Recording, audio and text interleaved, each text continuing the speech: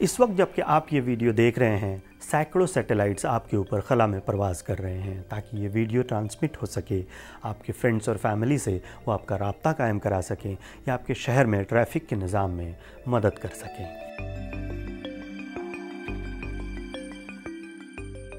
लेकिन इनमें से कुछ ऐसे सैटेलाइट्स भी हैं जो आपके मुल्क के सरहदों के अंदर या बाहर स्पाइंग करने या स्ट्रेटजिक नक़्ल व हरकत पर गहरी नज़र रखे हुए हैं।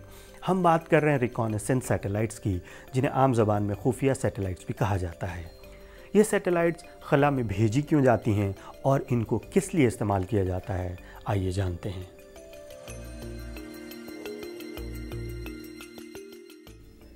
एनिमी स्टेट्स के फ़ौजियों की नक़्ल व हरकत पर नज़र रखनी हो, उनके जौहरी तजर्बात के बारे में मालूमात इकट्ठी करनी हो या कम्युनिकेशन इंटरसेप्ट करना या सुनना या डिकोड करना हो, ये सब काम ये सैटेलाइट्स कर सकती हैं। हालांकि इस मैदान में हर मुल्क की सलाहियत मुख्तलिफ है, लेकिन जैसे जैसे खलाई टेक्नोलॉजीज़ में बेहतरी आ रही है, आलमी ताकतों की दुश्मनियाँ भी तेज़ी से खला तक पहुँच गई हैं।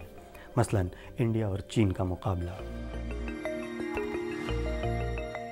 गुज़िश्ता माह एक सैटेलाइट की तस्वीर पर मुबनी एक रिपोर्ट ने निशानदही की कि चीन लद्दाख में पेंगोंग त्सो झील के शुमाली साहिल पर हथियारों, ईंधन और बख्तरबंद गाड़ियों को रखने के लिए ज़ेर ज़मीन बंकर और सख्त पनाहगाहें बना रहा है। हालांकि ये तस्वीर निजी सैटेलाइट से ली गई थी और ये ताख़ीर से मंजर आम पर आईं, जिससे इनका दिफाई फ़ायदा महदूद था, लेकिन ये ज़ाहिर करता है कि किस तरह हुकूमतों की तरफ से भेजे गए मसनूई जासूसी सैटेलाइट्स, जो कि स्ट्रेटजिक अहमियत की मालूमात को तेज़ी से और वसी पैमाने पर इकट्ठा करने की सलाहियत रखते हैं, एक अहम डिफेंस टूल बन चुके हैं। इस दौड़ में रवायती तौर पर अमेरिका और रूस का मुकाबला रहा है।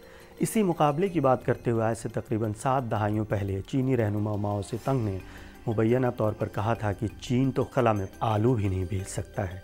लेकिन अब बात बहुत आगे तक पहुंच चुकी है। आज चीन ने सैटेलाइट ही नहीं बल्कि एंटी सैटेलाइट मिसाइल भी बना लिए हैं। इस दिफाई दौड़ का असर चीन के आसपास के खित्ते में भी ज़ाहिर है। मसलन जापान के पास 11 जासूसी सैटेलाइट्स हैं, सिंगापुर के पास 1, ताइवान के पास 1, थाईलैंड के पास 2 और वियतनाम के पास 1। इसके अलावा इंडिया के हमसाया ममालिक बांग्लादेश और पाकिस्तान ने भी चीन और फ्रांस की मदद से खला में सैटेलाइट्स भेजे हैं।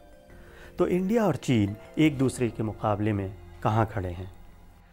लंदन में मुकीम IISS नामी एक थिंक टैंक की ताज़ा तरीन रिपोर्ट के मुताबिक तादाद के लिहाज से चीन के पास अब खला में कम अज़ कम 245 सैटेलाइट्स हैं, जबकि इंडिया के पास महज ऐसे 26 सैटेलाइट्स हैं और इनमें ज़्यादातर हालिया बरसों में भेजे गए हैं।